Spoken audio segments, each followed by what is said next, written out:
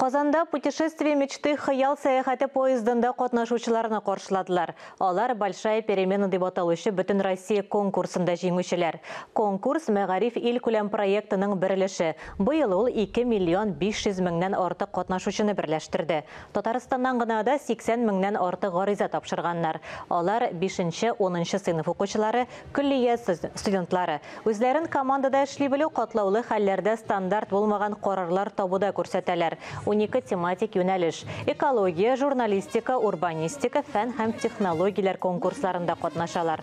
Поезд Мәскәүдә старт алды, Түбән Новгородтан соң Казан аша уза. 20 сентябрьгә кадәр Екатеринбург, Омск, Новосибирск, Красноярск, Иркутск, Чита, Хабаровский шәһәрләренә кадәр бара. Татарстан балалары бик актив үзләрен күрсәттеләр бу проектта, чөнки актив катнаштылар. Гариза бирү кампаниясеннән башлап, әйтик, оештыручылар бездән 60 меңгә якын кеше көткән иде.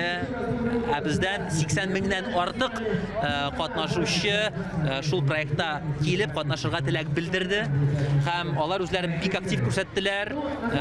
5-7 сыйныф арасында әйтик безнең финалистлар шактый һәм 8 җиңүче Татарстаннан. Бу әлбәттә безнең өчен зур уңыш. Шулай итеп була. Һәм ул бер юнәлеш. Икенче юнәлеш ул әлбәттә Татарстан өчен, Казан өчен үзебезне күрсәтү мөмкинлеге. Алар бит шул поездда бөтен 31 төбәктән килделәр бүген бу балалар. Һәм алар монда килеп Казан белән танышалар. Хәтта Иннополиска да барачаклар. Милли китапханә белән, Урам паркны без күрсәтәчәкбез. Безнең төп теләк алар Казанга килеп, Казанда булдырган мөмкинлекләр белән танышып, монда яңадан уку йортларына керсәләр иде. Менә шул минемчә Татарстан өчен дә чын җиңү булачак.